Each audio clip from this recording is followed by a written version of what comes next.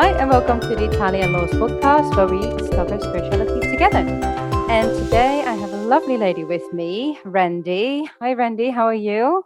Very good. Happy to be here. Oh, that's great. Thank you for being here. So, Randy is a writer, a book editor. She's also in touch with publishers, and she's been in the spiritual world for a very long time. And she has a lot of knowledge about a lot of things spiritual. But today we're going to talk about miracle thinking, which is a book that you wrote yourself, isn't it? Yeah, the book I wrote is The Power of Miracle Thinking. And so for this book, what I did was I interviewed many people who had miracles, and I was particularly curious and interested about, like, what is it that we can do from our side? Like, what are the thoughts, the beliefs, the attitudes that we can hold, plus the actions that we can take that really allow what I call the doors of grace to open? What makes the miracle happen? What makes the magic happen? Yes, exactly. And I've read a little bit about it, and the tips that you give in there as well. I think it's great. I think it's sort of I find it deeper than just positive thinking. It's different. So can you tell us what is miracle thinking? Miracle thinking, it's about maintaining a particular mindset and taking actions that lead to the creation of miracles in one's life. And, I have a very fun formula, in my own quest to create miracles in my life. And with all the people I interviewed, I came up with this little formula. And here in the United States, we have something called a Roth IRA, which is like a retirement plan where you're investing in yourself. I don't know if you have that in the UK, but that's something we do have here. And so I have the Ruth IRA because my middle name is Ruth. Okay. And the IRA is actually an acronym. And I had a dream one night and I saw the letters INSIST, insist, spelled out on a Scrabble board. I love to play the game Scrabble. And I asked myself a question when I woke up from I had seen that word insist, and I said, what is it that I want in my life, that I absolutely want in my life, that I'm willing to absolutely insist upon? Yes. Now, notice the amount of energy when I made that statement, because what we're absolutely insisting upon in our lives, we can create that. I wholeheartedly believe we can create that. So the I in my Ruth IRA formula is insist.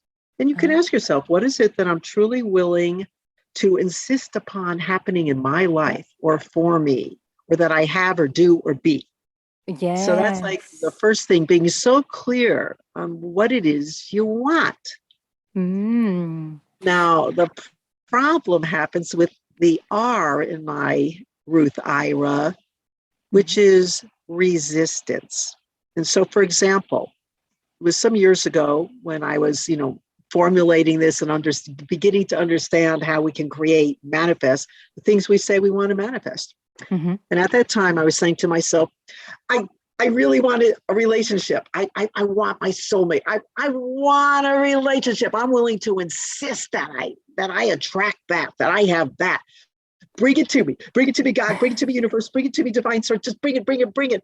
And then there was the part of me going, but I've been really hurt in relationships before. And so, wherever we're putting up that hand in front of us, so one hand is asking it to come towards us. The other hand is pushing it back because we have fear or past experiences that say it's just going to be like the last one, whatever that is, or whatever the limiting or negative belief is. I call this the yes, bring it to me, but. And then we're putting qualifiers on it as to what it should look like, and especially what it should not look like. Right. And yes. So wherever we hold those yes buts, it doesn't mean that we can't have our dream, that we can't create that miracle. But it will take more time. That's typically what I have found, because we've got that butt up there, that butt. So how do we get off our big fat butt? Literally, yes. Yes. So we've got insistence, what you want. We've got the resistance, that butt factor. And just notice wherever that's showing up for you, it's real. So I'm not one of those people that believes in that fluffy, oh, I'm going to fake it till I make it. Some people that's going to work perfectly for. It's not going to work perfectly for me. When I asked myself, when I realized I did have that but, and I asked myself, what is it that I'm truly willing to, and this is the A, allow? Oh, What is it that I'm truly willing to allow? And so, in truth, in that moment in my life, I want a relationship, but I have a lot of fear of having my heart skewered and being betrayed. mhm, What is it I'm truly willing to allow? And I said to myself, I'm willing to allow a phone call with a new person. mhm. I'm willing to allow a dinner out with a new person. And I'm willing to allow maybe holding hands. And so it was a very safe zone. So think about that. What is it you're truly willing to allow? What is Yeah. the baby step that's moving you in the right direction? There are times in life where I believe we have to take those big giant steps, and they say, get out of your comfort zone. And that's where the magic happens. Yes. Yes, it can happen there. But also, the gentle truth is to ask yourself, what is it I'm truly willing to allow? So Now, that's the notice, difference with positive yes, thinking. Just right, because some right, right, people would right. say, oh, that's just positive thinking or just having a positive attitude. But if I listen to you, I understand it as positive attitude, focus, but also boundaries towards yourself. And when they are clear, then miracles could be happening. Yes, that's true. And I think people normally have a default, which is either a yes default or a no default. Mm. And so people who are more cautious tend to say no to new opportunities that are coming or no to this and that because it seems too scary or too risky. Mhm. And I'm not saying don't use discernment. It's just like noticing, are you a no person or a yes person? It's like, I have a friend and she's like, yes, yes, yes, yes, yes, yes, yes. Let's go do this. Let's do that. Let's whatever. Yes, Mhm. yes, yes. I'm more of a no default person. Right. So it's just really, knowing, it's also about using discernment, but also just noticing, are you a yes person or a no No person? person. And, I'll give you a great example. I know this guy, this was some years ago, mindfulness teacher. Mhm. And his business was low. It was slow at the time. He's doing great now, but he connected with a major hospital and now he's like the mindfulness director for the hospital. But at the time, he was struggling, and he was approached by a major San Francisco Bay Area radio station Mhm. to be interviewed, and he turned it down because he said, "They're not my audience. That's a hip hop station." Oh. And I'm thinking, oh my God. He just said no, because you never know who's turning that dial. They're on their commute or whatever, their Mm. morning commute. He has no idea. But he turned it down because he let his mind stop him. Oh, wow. And, I want to share with you, this is a lovely intention and, we know that intentions are a wonderful thing to be doing. Yes. They help us develop that positive miracle thinking mindset. I have a very dear friend named Peggy Black. She's been intentions partner of mine for many years, and she ran an intentions, a miracles and intentions circle for 20 years. And one of her intentions, my lovely friend Peggy Black says, is, I am open to receive wonderful blue sky money. So what is blue sky money? Yeah. Blue sky money is like money that just seems to come from out of the blue. I am Brilliant. open to receive. Now, notice the beginning of that intention. You have the openness in it and the Yeah. willingness to receive. Receive it. So you are Because, worthy to receive it. right, because so many people are like, oh, someone needs it more than me, or we're caregivers, especially women. Oh my God, let's put everybody else first. And, Mm. and there are times to do that. And there's also times to be willing to To receive. Are receive. you willing to receive your goodness, your bounty, your abundance, all wonderful things in your life? Are you willing? Mm. Because if you're saying no, if your default is no, when people are offering things for you, It and won't you're come. just it in your mind, oh no, I don't need that. You're denying the other person an opportunity to give their Yes. gifts to you. Mm. That's Say right, yes whenever you can. So I'm open to receive blue sky money. honey. I am open and willing to receive blue sky money. pour it on me in all Yeah. wonderful ways. And so, Brilliant. I and love then it. I took Peggy Black's wonderful blue sky um, suggestion, and I created a new one that I want to share with everyone, which is I am open to receive wonderful blue sky opportunities. Wow. Wonderful opportunities. And Yes. now, and you just put things like that out to the universe. You have no idea what's going to happen. No. No, especially because it's opportunities is open. And then So when the what kind of opportunity, and you see, you've qualified it with a positive word, and the positive word is what? Wonderful. You can be very descriptive. You can get as descriptive as you'd like, but keep all your words in the positive. Right. And do you think its intentions are always best to do while you're meditating, or even just when you wake up and you scream it over the No, top of your lungs and no, then go with the no, I day? don't. Anytime during the day. I think it's wonderful to have them witnessed. Like, Peggy Black has been my personal intentions partner for 20 years. And so we have a way of doing intentions. So for example, if I might say, I'm open to receive absolutely wonderful blue sky opportunities that benefit me in my highest good. And she would witness that intention by saying, so be it. And I would claim it by saying, so it is. Right. And I might do 30 or 40 intentions. She might do 10 or 20 or 30. And for each one, we would say, so be it. So it is. So be it. So it is. You just start getting, the more positive frame of mind. Now, one of the things we don't do is we wouldn't say something like this. I am grateful that the pain in my knee stops, because you've put pain in your knee into your equation. So we ask, what is it you truly want? You don't want the negative in there. So we would say, I'm grateful that my knee feels flexible. I'm grateful that I walk with ease. So just stay in the positive. Watch out for those negative words. Yeah, because they creep in very easily, don't they? Very. Yeah. Yes, definitely. And how about, I was reading a bit on the book. What I also saw is the word forgiveness. What has forgiveness to do with miracle thinking? I want to approach that question from actually a slightly different angle. In the United States, there is a money guru who's on major, New York TV every single day, and probably everybody in the U.S. knows her. I don't know if you know her there, but her name is Susie Orman. She's like, the money guru of money gurus. And I was interviewing her. I'm the former editor-in-chief of a National Mind, Body, Spirit magazine. And so I was interviewing her for an article. And she told me this story about how anger repels wealth. And so this is where I want to start the forgiveness conversation. Wow. And in this story, she's in her limo in downtown New York, and she sees a man squatting on the sidewalk outside of her window. And she's just noticing, as each person goes by, he's saying, got a cigarette? And they're just walking by, ignoring him. Got a cigarette? They're walking by. She's thinking, this man's not even asking for money. He just wants a cigarette. And so she opened up her purse. She has a big pile of money in it. And she decides, I'm going to give him everything in my purse right now. I'm going to blow his mind.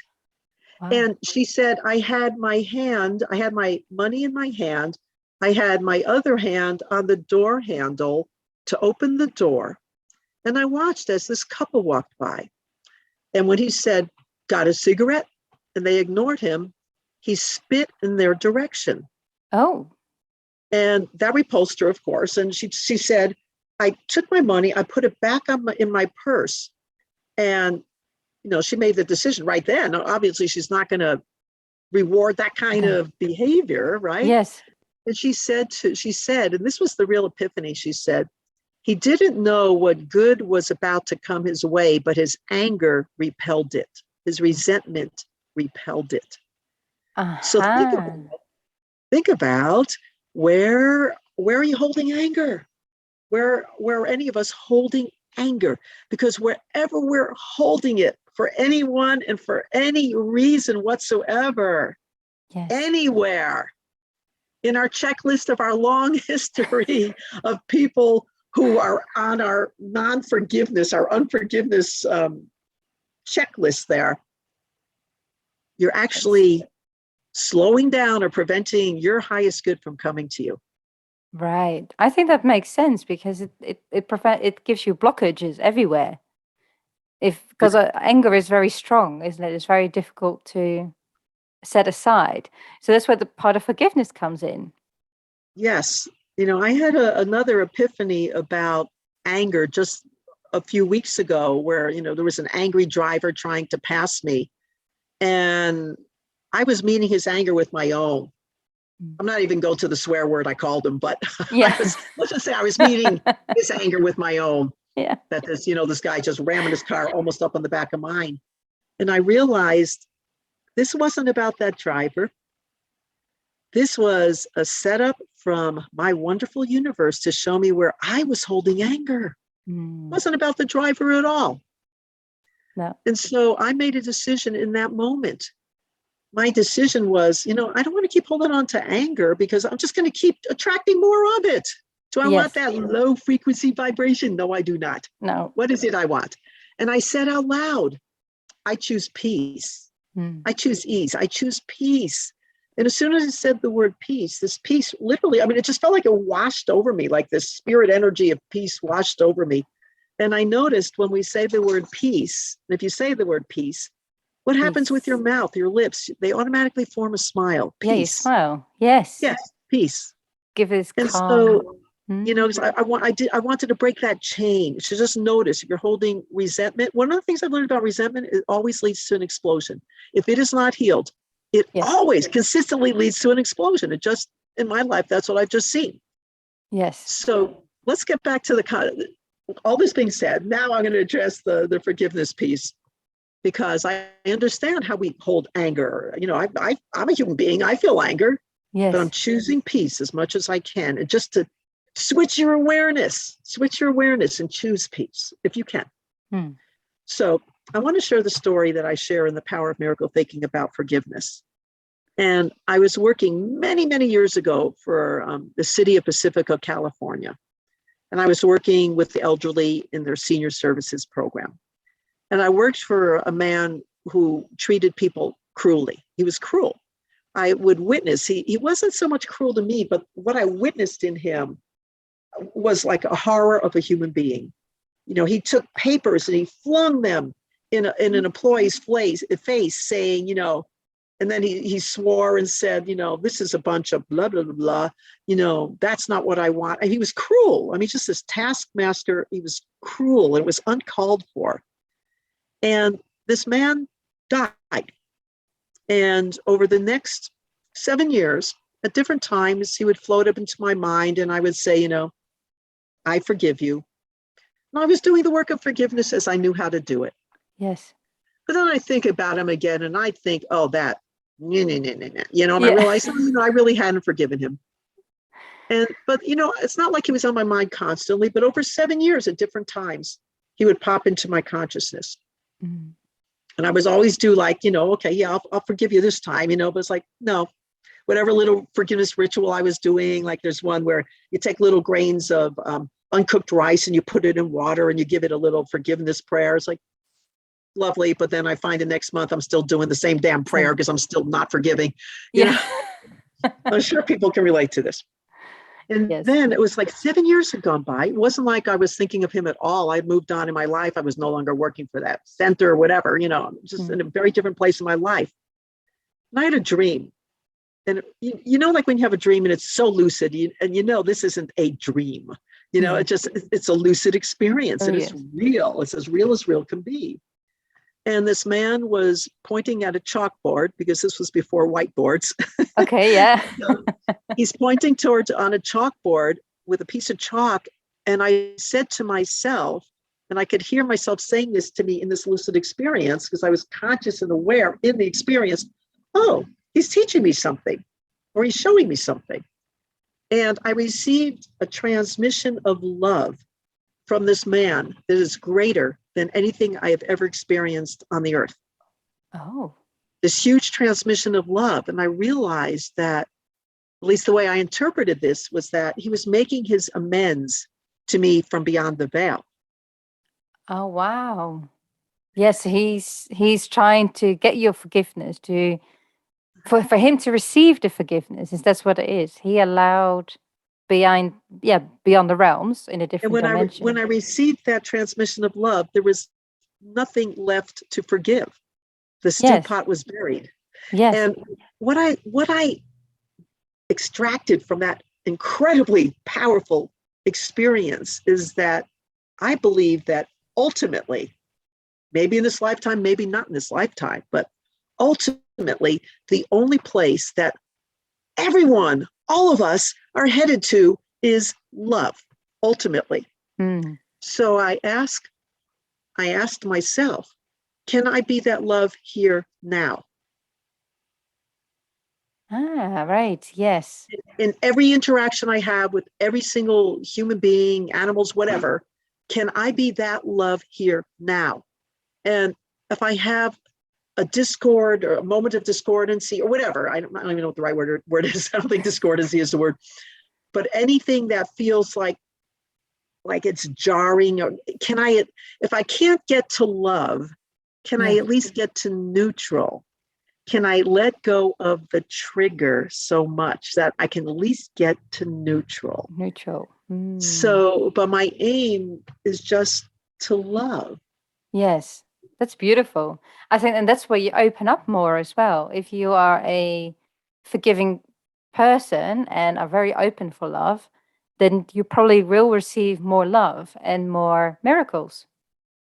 That's true. Now let's go. Now let's take it a step deeper. Okay, go ahead. So, okay, what I do, for a living is I help people get book deals with New York publishers. My company, Mhm. we edit books, we ghostwrite books, and whatever the author needs, we do it, and I pitch it if it's stellar and I believe it's going to be sellable. I have Yes. this amazing track record and of helping first-time authors, primarily professionals and first-time authors. That's who I work with, or a Yes. combination of professionals who are first-time authors. And I had a client. We edited her book. I got her a book deal in 2 weeks, which is amazingly fast in Wow. the publishing world. And she wanted my company to do some extra work that the publisher was requiring. And so I said, great, we can do that. And I sent her a bid. And she got furious, absolutely furious about it because, I'm not paying an extra cent and this should have been done. And so I thought about it during the night and, we spoke the next day. And one of the things I know when somebody's upset, let them speak. Yes. And when they finish speaking, just listen. You're not interrupting. You just say, and is there more? Tell me more. You want them to get every single bit of it out so you can respond. But few people just typically feel better if they just get to tell you what's going on for them.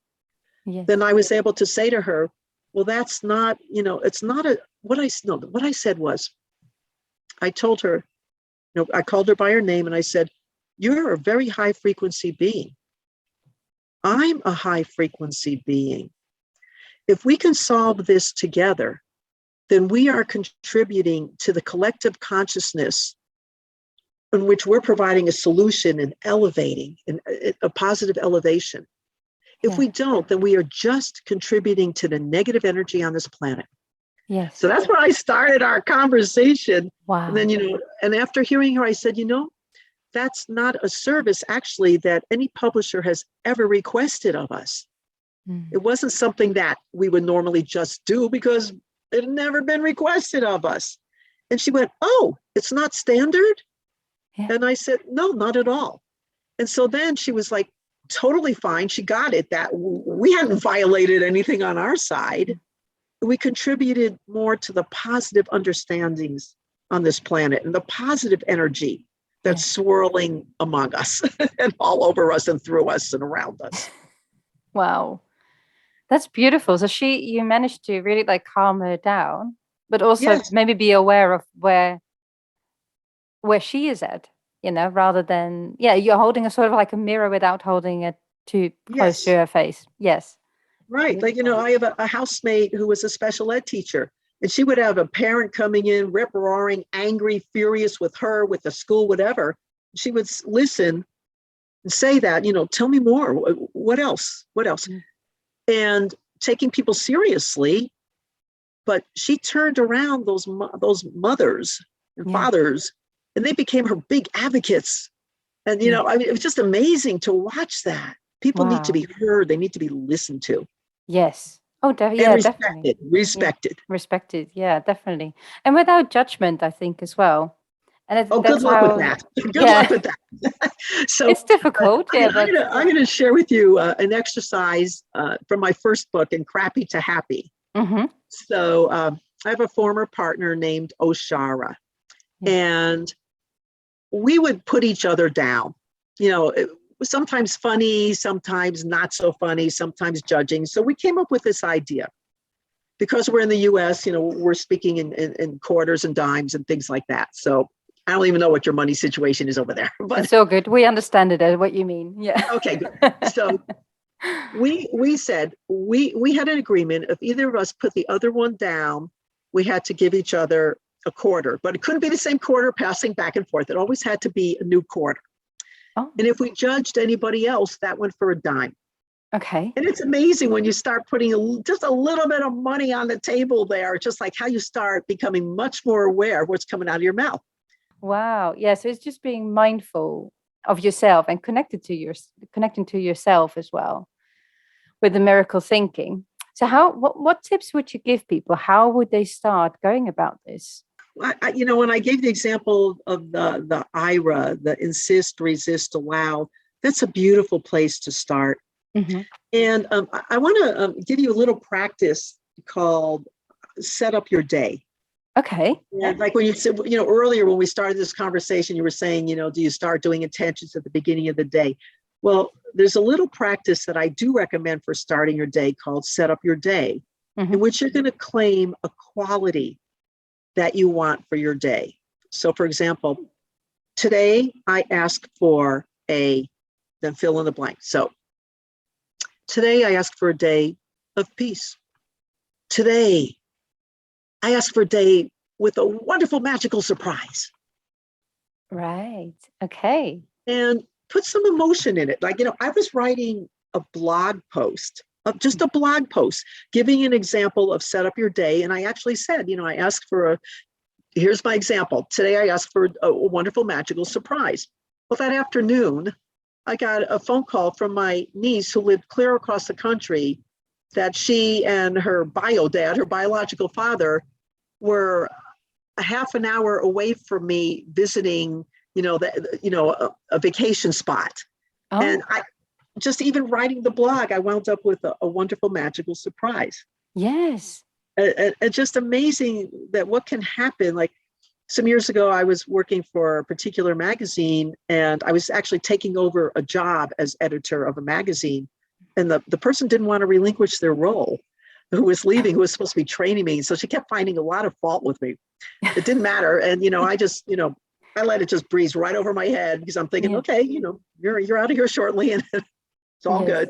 good. Yeah. I just didn't go to wherever she was going in her mind. But it was stressful to be around somebody who was like demanding and negative. And so I said, I remember saying, today I just asked for a day of peace. And I went into work, and it turned out that day she was working from home, Oh, which at that time wasn't really happening like it is now during, COVID times. yes. And so I was like, oh, I got my day of peace. Wow. Just set up your day. Yes. And it's very open as well. It's an open, like you don't ask for something specific. It's quite open, and then it will come. And you could be as specific as you'd like, Yes. And, one of the things that I've heard about miracles is actually in the book from one of my interviews. This man was saying, don't ask for money, ask for what you would do with that money, because the universe has many ways of delivering something to you. And I'm not saying don't ask for money, but I'm just saying, just stay open, as open as you can. Yes. So you want to ask, if you want to ask for abundance, a money perspective, ask for what you can do with the money. That's what you're saying. Right. Right. Now let's look at the word abundance, because one of my jokes is, if you're asking for the universe to supply you with abundance, does that mean you want more socks and underwear in your underwear drawer? Yeah. Is that abundance? Yes. Do you want an abundance of problems? Yeah. I do believe in specificity. Yes. Be a little Right. bit more specific, a little bit more detailed. Yes. Right. So you would then ask for something, yeah, more specific in abundance, like being Yes, abundant in yes. love. And and also right, and to use words like wonderful, or things that are positive. And Yeah.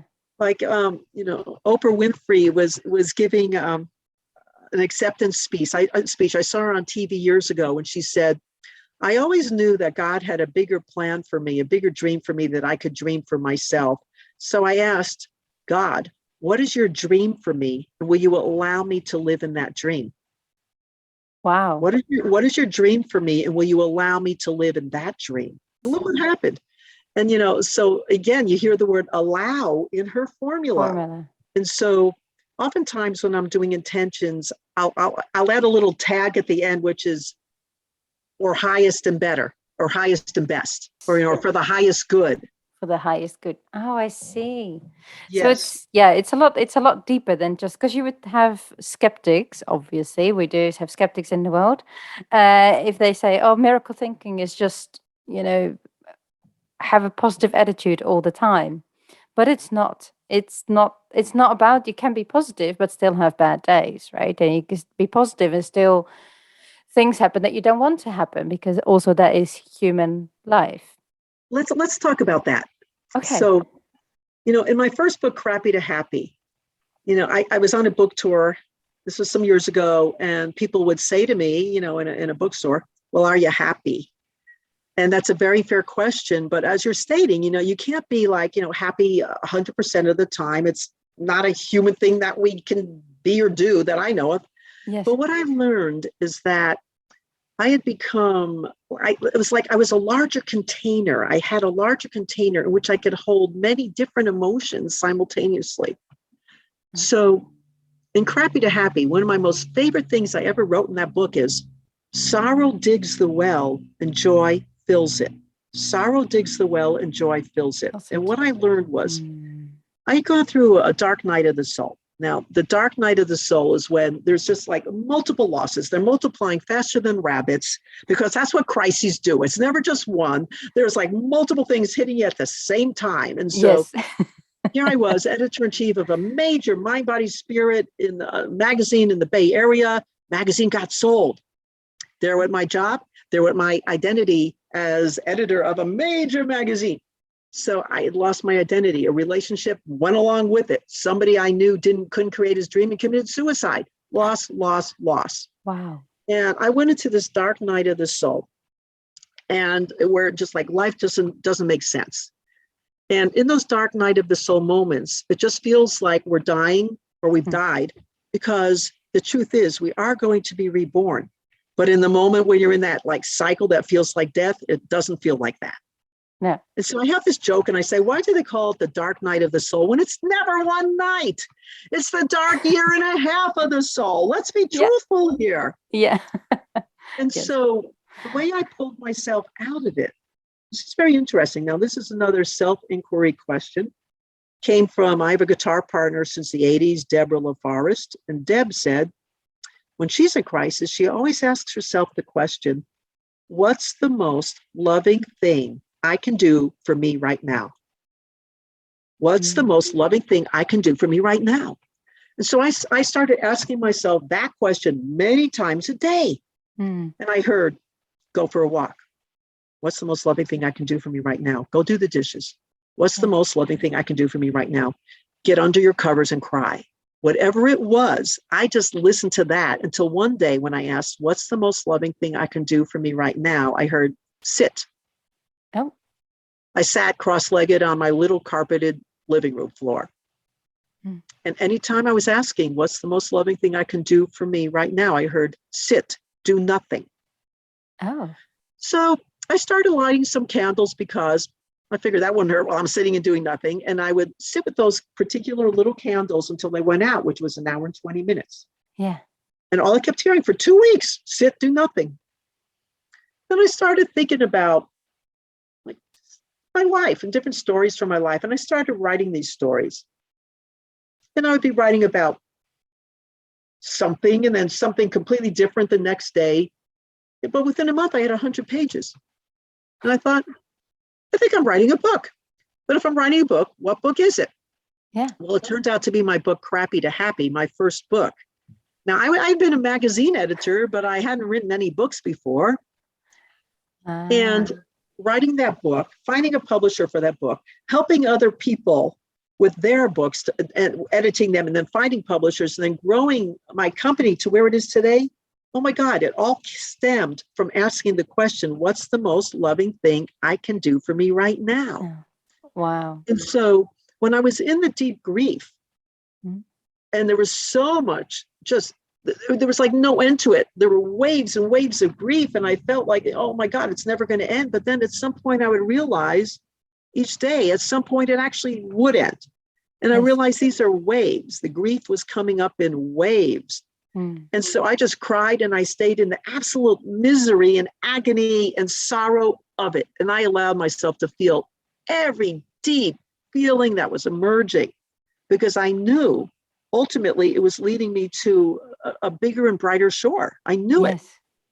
And that's when I learned that, because I had expressed so much sorrow and really allowed myself to feel those feelings that nobody wants to feel, I had dug a deep well in which I could hold that much more joy. So people who are not willing to go and do the deep work of feeling their feelings, especially when they're hard and they're painful, and who the heck wants to go there? Yeah.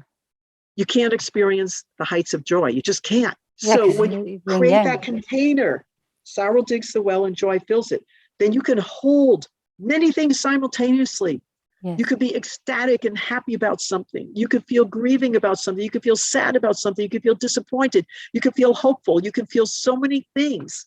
Wow. I really like that analogy, actually.